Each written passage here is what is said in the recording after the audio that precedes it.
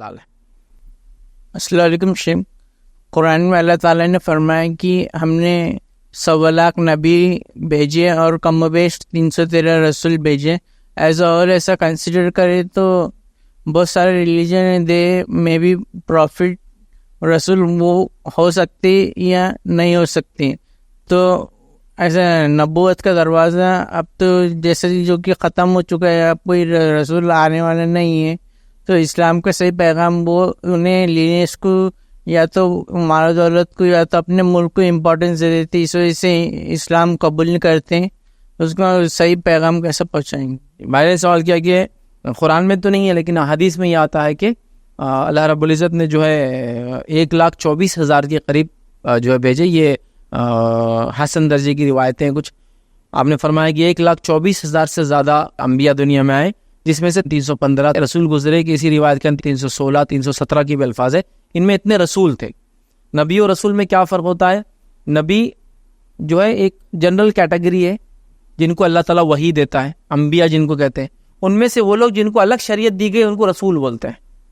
جیسے نبی اکرم صلی اللہ علیہ وسلم نبی بھی ہے اور ساتھ میں رسول بھی ہے، تو اس کو ہم ایسا کہہ سکتے ہیں کہ ہر رسول نبی ہوتا ہے لیکن ہر نبی رسول نہیں ہوتا ہے، چونکہ نبی کو اضافی چیزیں ملتی ہے شریعت میں جو پچھلے کو نہیں ملی تھی، تو یہ رسول بن جاتا ہے پھر، ٹھیک ہے، رسول بن گئے۔ تو ہر جو ہے عیسیٰ علیہ السلام نبی اور رسول دونوں ہیں، اس لیے کہ نبی تو تھے ہی اور ان کو شریعت ملی، کتاب ملی نہیں، تو ہو گئے رسول۔ نبی اکرم صلی اللہ علیہ وسلم نبی تو ہے ہی، یہ بنیادی آپ کا وہ ہے نبوت، لیکن ساتھ میں آپ کو کتاب ملی جو پچھلے کتابوں سے ہٹ کر ہے، تو آپ کو نئی شریعت ملی، مطلب آپ ہو گئے رسول ہو گئے۔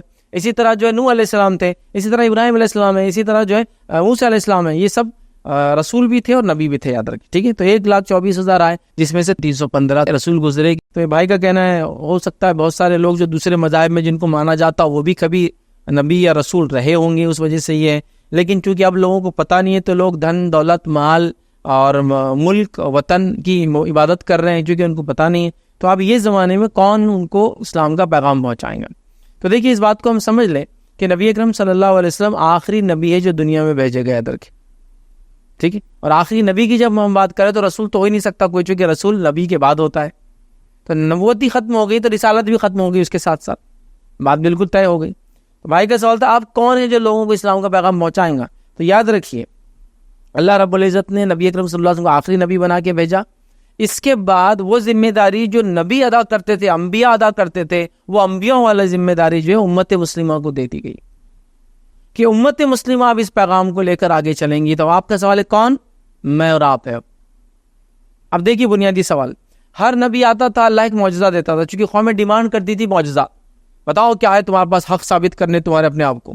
ہر زمانے میں کسی کو کتاب دے کر اللہ نے ثابت کیا، کسی کو مختلف معجزے، جیسا کہ کسی کو یہ معجزہ دیا کہ اس نے لکڑی سمندر ماری، سمندر 2 حصوں میں ہو گیا، اس کی رسالت نبوت ثابت ہو گئی۔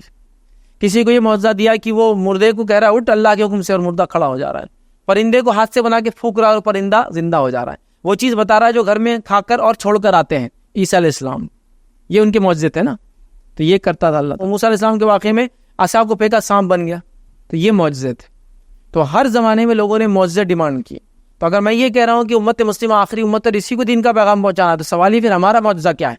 ہم کیسے امتوں کو ثابت کریں گے کہ ہم حق پیغام لے کر آئے نا؟ بیسیکلی امتوں نے دیکھیے ہر امت نے پوچھا تمہارے پاس کیا ہے خود ثابت کرنے، تو الگ الگ نبیوں کو الگ الگ چیزیں دی گئی۔ ہمارے پاس کیا ہے؟ اگر ہم اب آخری امت ہے، اب کوئی نبی نہیں آنے والا، تو ہم کیسے پیغام کو پہنچائیں گے؟ ہمارے پاس کیا اسپیشلٹی ہے، سپر اسپیشلٹی ہے؟ تو ہمارے پاس بھی ہے۔ ہر نبی کو جو معجزہ دیا گیا وہ اس کے ساتھ ختم ہو گیا۔ موسیٰ علیہ السلام کا عصا تب تک ہی کام کیا جب تک موسیٰ علیہ السلام حیات تھے۔ اب وہ عصا مل بھی گیا تو کوئی فائدے کا ہم کو نہیں ہوگا، سوائے اس کے کہ وہ بابرکت تو ہوگا جو کہ نبی کے ہاتھ کی چیز ہے، لیکن وہ کچھ نہیں کر سکتے ہم اس کے ذریعے کہ ابھی سانپ بن جا رہا ہمارے تو پانی نہیں ہوگا اس، ٹھیک ہے۔ عیسیٰ علیہ السلام چلے گئے، معجزہ ختم ہو گیا، وہ ہاتھ لگاتے اڑ جاتا، کوڑی آتا ہاتھ لگاتے اچھا بن جاتا، اب ہوگا کیا؟ وہ نہیں ہوگا۔ تو ہر معجزہ اس نبی کے ساتھ ختم ہو گیا، لیکن اللہ نے نبی اکرم صلی اللہ علیہ وسلم کو ایک ایسا معجزہ دیا جو زندہ معجزہ اور قیامت تک رہیں گا۔ وہ کیا معلوم آپ کو؟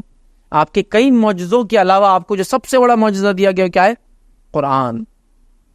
قرآن قیامت تک اپنے آپ کو ثابت کرتا رہے۔ تو اس امت کی ذمہ داری ہے دین کا پیغام پہنچانا۔ امتیں ڈیمانڈ کرتی معجزہ، ہمارے پاس ایک زندہ معجزہ اور قرآن۔ مشرکین مکہ کو یقین نہیں ہوا، مشرکین مکہ نے جب کہا کہ کہاں ہے تمہارا معجزہ، کچھ بتاؤ، اللہ نے نبی اکرم صلی اللہ علیہ وسلم قرآن کے ذریعے کہا کہ کہو ان سے یہ کتاب ہے معجزہ. تو مشرکین مکہ نے بولا کتاب کیا معجزہ ہو سکتی ہے؟ چونکہ انہوں نے یہود سے، نصارہ سے، جیوز اینڈ کرسچن سے سنا تھا کہ معجزے ایسے ہوتے ہیں کہ کوئی نبی یہ کر رہا تو یہ ہو جا رہا، وہ کر رہا تو وہ ہو جا رہا. قرآن کیسا ہو سکتا، کتاب کیسے معجزے ہوتی ہے؟ تو پڑھتے لکھتے نہیں تھے تو کتاب کیسے معجزہ ہوں گی؟ لیکن ہم جانتے ہیں کہ قرآن ایک زندہ معجزہ ہے. تو ہم دین کا پیغام پہنچائیں گے، ہمارے پاس ایک زندہ معجزہ ہے، اس معجزے کو لے کر ہم دنیا تک پہنچیں گے. تو اس معجزے کو دنیا تک پہنچانے کے لیے ہم کو اس معجزے کو سمجھنا پڑے گا، اس کو پی لینا پڑے گا، اس کو بولتے ہیں نا پڑھ کے سن کے، تب ہم وہ نمونہ بنیں گے جیتا جاگتا جو اس معجزے سے وہ کرے. یاد رکھیے اور بڑا تعجب خیز یاد رکھیے. آئیے میں ایک چھوٹا سا واقعہ سناتا ہوں. ایک صاحب کا میں نے سنا تھا، ریورٹ کی اسٹوری بڑا مشہور ہے، ان کے واقعہ نیٹ کے اوپر موجود ہے، انہوں نے خود سنائی تھی. تو وہ جب اسلام قبول کرنے سے پہلے انہوں نے اسلام کو جاننے، آسٹریلین تھے، وہ پڑھا سمجھا اور کوشش کی سمجھنے کی، اور انہوں نے پھر اللہ سے ایک خواہش لگائی. جب ان کو اسلام کافی سمجھ گیا، 1 آدھ سال ہو گیا سمجھتے سمجھتے، اب لگا کہ میں مضبوط ہو گیا، تو ایک امید لگائی جو انہوں نے خود ویڈیو میں کہا. اور انہوں نے اللہ تعالیٰ سے کیا دعا کی؟ اے اللہ بس ایک کچھ تو ہی معجزہ دکھا دے. کچھ تو معجزہ بولے تو کہتا جیسا کہ چڑیاں چاہے چہاری جب میں جا رہا ہوں تو آسمان میں بجلی کڑک رہی جب میں سوچ رہا ہوں اسلام قبول کرنا ہے، تو کچھ تو بھی ایسا انہونیا کچھ تو بھی ہونا چاہیے ایسا کہ تو حق ہے میں جان لوں. وہ کہہ رہے میں جب بھی سوچ رہا کہ ہوں گا، کچھ نہیں ہو رہا، نہ بجلی کڑک رہی، نہ کوئی ایسا روشنی اتر رہی گھر پھٹ کے بیچ میں سے، نہ کوئی چڑیاں ایک ساتھ چاہے چہا رہی، نہ کوئی ہوائیں الگ چل رہی. جب اسلام کے بارے میں سوچ ٹھنڈی ہوائیں، جیسے لوگ بتا دینا اپنے معشوق کے بارے میں جب سوچتا ٹھنڈی ہوائیں چلنا چالو ہو جاتی، تو انہیں کچھ بھی نہیں ہو رہا ویسا. تو میں تھوڑا سا وہ ہو گیا، کھج گیا دل میں کہ یار کچھ بھی نہیں ہو رہا ہے. اور وہ بولنے لگے میں ایسا تھا کہ بالکل ایسا پہاڑ کی کلف پہ کھڑا اور سوچ رہا تھا کہ بس ایک نشانی دکھا دے تو میں تیرے دن میں آ جاؤں گا، نہیں تو جا رہا میں واپس. کئی دن ہو گئے نہیں ہوئی، تو پھر کیا کرے؟ ایک دن وہ کہتے ہیں کہ میں نے قرآن کھولا، یہ سوچ میں تھا قبول نہیں کروں گا جب تک نشانی نہیں دکھتی. اور پھر ایسی قرآن کو ایسی کھولا، اور کھولتے ہی جو ہے وہ کہتے ہیں ایک آیت میرے سامنے، اس کا ترجمہ پڑھیں کہ یہ تم سے معجزے یا نشانیاں اے نبی تم سے مانگتے ہیں. کیا ہم نے ان کے اطراف پہلے سے اتنی ساری نشانیاں نہیں پھیلا دی کہ زمین کو نہیں دیکھتے، آسمان کو نہیں دیکھتے، ستاروں کو نہیں دیکھتے؟ مطلب وہ نشانی ڈیمانڈ کر رہے تھے نا، مشرکین مکہ نے ڈیمانڈ کی تھی. تو جب انہوں نے وہ آیت کھولی کہ اس میں لکھا ہے نبی آپ سے ایک نشانی مانگتے ہیں، جبکہ ہم نے ان کے کائنات میں ان کے جسموں میں نشانی اپنی ڈال دی، تو انہوں نے کہا کہ واقعی میں یار میں ایک نشانی مانگ رہا ہوں، جبکہ میرا جسم جو چل رہا ہے یہ خود ایک نشانی ہے، خون کی روانی جس میں نشانی ہے. میں دیکھتا ہوں جو آنکھیں یہ اللہ کی نشانی، جو کائنات پھیلی اللہ کی نشانی، سورج چاند کا نکل اللہ کی، پھر ایک نشانی ڈیمانڈ کر رہا ہوں ایکسٹرا. تو کہا میں اپنی غلطی کو سمجھ گیا، جب کہ میں بھی وہی حرکت کر رہا ہوں جو مشرکین نے کی تھی کہ ایک کوئی نشانی مجھے چاہیے، جبکہ اللہ نے آلریڈی نشانیاں پھیلا دی. کہا بس وہ آیت بڑی اسلام قبول کر لیا، دیکھو آلریڈی نشانیاں پھیلی ہوئی ہے. تو قرآن ایک معجزہ ہے، جیتا جاگتا معجزہ ہے، بس اس سے ہم کو کوشش کرنا ہے. ایک اور دوسرا واقعہ سناتا ہوں کیسے لوگوں نے اسے ہدایت حاصل کی، اور یہ جیتا جاگتا معجزہ ہے، نمونہ ہے ہمارے لیے. یاد رکھیں ایک شخص تھے جن کا نام جو ہے جاد اللہ، ان کا نام تھا جاد. جیو تھے مذہباً، یہود تھے، جاد اللہ بعد میں نام رکھ لیا اپنا، جاد اللہ. ٹھیک ہے، القرآنی نیٹ پہ ملیں گا، ان کا وکی وغیرہ پہ بھی ان کی سیرت لکھی ہوئی ہے. جاد اللہ القرآنی نام رکھ لیا تھا اپنا. بہرحال یہود تھے تو جاد تو نام تھا، یا القرآنی وغیرہ انہوں نے بعد میں لگا دیا تھا جو قرآن سے متاثر ہو کے اسلام قبول کیا تھا. سرنے وغیرہ مجھے نہیں پتا ان کا کیا تھا. تو یہ کہتے ہیں کہ میں چھوٹا بچہ تھا اور فرانس میں رہتا تھا. میرے گھر کے پاس ایک ترک کے انسان تھے، بوڑھے شخص تھے، بزرگ، ان کی دکان تھی، کرانہ کی دکان تھی. میں اور روز جایا کرتا تھا اور سامان خریدتا اور ایک چاکلیٹ بھی چرا لیتا ساتھ میں، جیب میں ڈال لیتا، اور وہ انہوں نے دیکھ لیا تھا، کبھی مجھے روکا نہیں. ایک دن میں آیا، سامان خرید کے جب رکھا تو مجھ سے سوال کرنے لگے آج چاکلیٹ نہیں چرائیں گے؟ تو میں ایک دم وہ ہو گیا، مطلب ان کو معلوم تھا کہ میں روز چاکلیٹ چرا رہا تھا، رکھ رہا تھا. تو اب مجھے لگا یہ میرے کو مار کے ہکا لیں گے، گالیاں دیں گے، میرے ماں باپ کو کمپلین کریں گے. لیکن انہوں نے کچھ نہیں کہا اور کہا کہ میں تم کو چھوڑ دوں گا. جب میں نے پوچھا کہ میرے کو سزا تو نہیں دیں گے آپ؟ تو کہا میں چھوڑ دوں گا، بس وعدہ یہ کرو کہ چاکلیٹ نہیں چراؤں گے. تو کہا میں نے وعدہ کیا میں چاکلیٹ نہیں چراؤں گا. اور انہوں نے وہ چاکلیٹ بھی دیا اور روز مجھے ایک چاکلیٹ دے دیا کرتے تھے کہ لے جاؤ یہ چراؤ مت. تو میں ایسا کرتا رہا. چھوٹے تھے بتاتے ہو، پھر میں بڑا ہو گیا. یہ آدمی نے کوئی اسلام کی دعوت نہیں دی ان کو، بس یہ قرآن پہ عمل کرنے والے انسان تھے، بس اتنا ہی تھا، کچھ دعوت نہیں تھی. پھر کہتے میں جوان ہو گیا. جب جوان ہو گیا تو میرا ایک مسئلہ آ گیا زندگی میں، پریشان ہوا. میں ان کے پاس آیا، ابراہیم کچھ نام تھا ان کا. آگے کہا کہ ابراہیم مجھے یہ پرابلم آ رہی ہے، کچھ اس کا حل ہے کیا؟ تو انہوں نے کتاب نکالی اپنے پاس رکھی ہوئی تھی اور کہا یہ کتاب کے 2 صفحے پڑھ لو، تمہارے مسئلے کا حل ہے اس میں. تو میں نے نکالا وہ کتاب، 2 صفحے پڑھا، میرے مسئلے کا حل نکل گیا. پھر میں چلا گیا اپنے گھر, مسئلے کا حل ہوگا. پھر کچھ دن بعد مسئلہ آیا, پھر میں آیا ان کے پاس اور کہا کہ وہ پھر مسئلہ آ گیا. تو پھر انہوں نے کہا یہ کتاب لو, کوئی بھی صفحہ کھولو, 2 صفحے پڑھو, مسئلے کا حل نکل جائے گا. پھر میں نے کھولا, 2 صفحے پڑھا, میرے مسئلے کا حل نکل گیا. میں بڑا متاثر ہوا اس کے تعلق سے, یار کیا کتاب ہے, جب بھی آتا 2 صفحے سے پڑھنا پڑتا, زیادہ نہیں, میرے مسئلے کا حل نکل جاتا. پھر وہ واپس چلے گئے. اس کے بعد پھر ان کو زندگی مسئلہ آیا, پھر آئے, پھر کہا 2 صفحے پڑھ لو, اس کے اٹھائے کتاب, 2 صفحے پڑھے, مسئلے کا حل نکل گئے, چلے گئے. اس کے بعد ابراہیم صاحب کا جو ہے بیمار, ایک بار آئے وہ کچھ مسئلہ لے کے, وہ لڑکا جاٹ جن کا نام تھا, آئے تو بولے وہ تو بیمار ہو گئے ابراہیم صاحب ہاسپٹل میں. ہاسپٹل گئے تو پتہ چلا بہت سیور بیمار ہے, کینسر وغیرہ ہو گیا, اور پھر ہاسپٹل سے واپس نہیں ہے, ان کا انتقال ہو گیا. ٹھیک ہے, ان کی موت ہو گئی. جب وہ بچہ واپس ایک بار کرانے کی دکان آیا, وہ جہاں آتا تھا کہ بھائی میرا مسئلہ پھر سے آ گیا اور اب تو شیخ باقی نہیں ہے, کیا کروں. تو ان کے بچوں نے کہا کہ شیخ نے وہ کتاب جو تم کو دیتے تھے نا 2 صفحے پڑھو, وہ چھوڑ کے گئے تمہارے لیے. اب وہ کہے کہ تم گفٹ تمہارے لیے لے کے چل جاؤ کتاب. تو بڑے خوش ہو گئے, یار اب کتاب میرے کو مل گئی, پہلے تو میں آتا تھا پوچھتا تھا 2 صفحے پڑھتا تھا مسئلے کا حل, اب تو کتاب ہی مل گئی, جادوئی کتاب ہی نا, میرے مسئلوں کا حل نکل جا رہا. پھر میرا کتاب لے گیا. جب بھی میں وہ کتاب کو کھولتا 2 پیج پڑھتا, میرے مسئلوں کا حل نکل جاتا, صرف 2 پیج پڑھتا اور میرے مسئلوں کا حل نکل جاتا ہے. اس کے بعد وہ کہتے کہ میں نے اس کتاب کو اور سمجھنا چاہا, پھر کسی نے مجھے بتایا یہ کتاب عربی میں ہے. میں نے کہا اچھا عربی میں, تو پھر کیا کروں. تو پھر میں نے اپنے دوست کو ڈھونڈا جو ٹونیشین تھا لیکن فرینچ نیشنل تھا. میں اس کے پاس گیا کہ میں نے کہا یار یہ کتاب ہے جو پڑھتا ہوں 2 صفحے پڑھتا ہوں, میرے مسئلوں کے حل نکل جاتے ہیں, یہ کتاب کا اصلی کتاب میں جاننا چاہتا ہوں, عربی میں کسی نے بتایا اور پڑھنا چاہتا ہوں. تو اس نے کہا بالکل, میں تم کو پڑھ کے سناؤں گا اس کے 2 صفحے عربی کا ترجمہ کر کے فرینچ میں.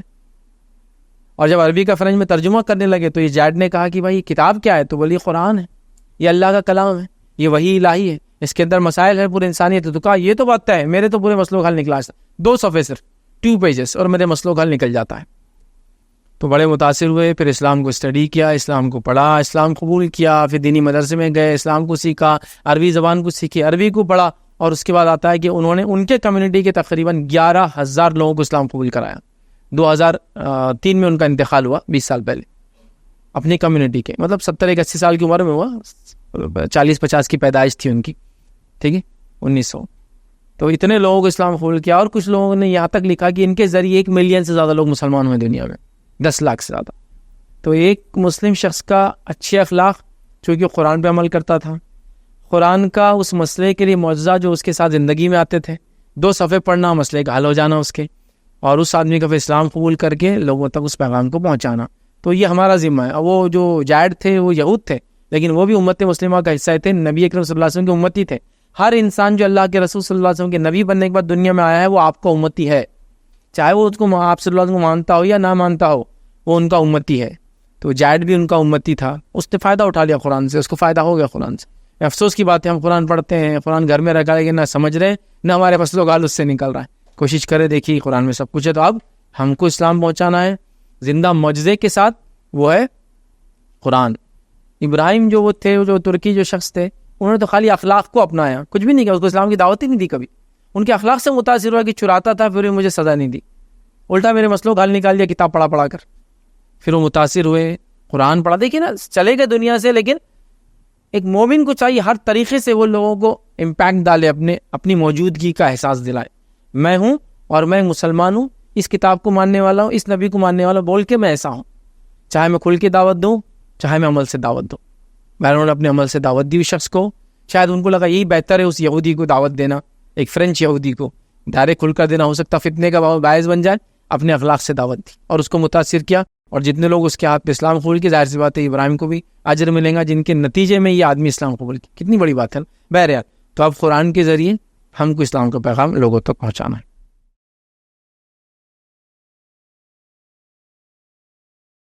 السلام علیکم. آپ بھی ہمارے اس کام میں تعاون کریں اپنی زکات و صدقات کے ذریعے. ڈونیشن ڈیٹیلز کے لیے ڈونیٹ اس پر کلک کریں. اگر آپ کو ہمارے ویڈیوز پسند آئے ہیں تو اسے شیئر کریں اور ثواب کے حقدار بنیں. روزانہ ہمارے ویڈیوز کو پانے کے لیے ہمارے یوٹیوب چینل کو سبسکرائب کریں اور بیل آئکن دبائیں. ہم سے دیگر سوشل میڈیا پر جڑنے کے لیے ویڈیو میں دیے گئے آئی ڈی کو سرچ کریں. جزاک اللہ.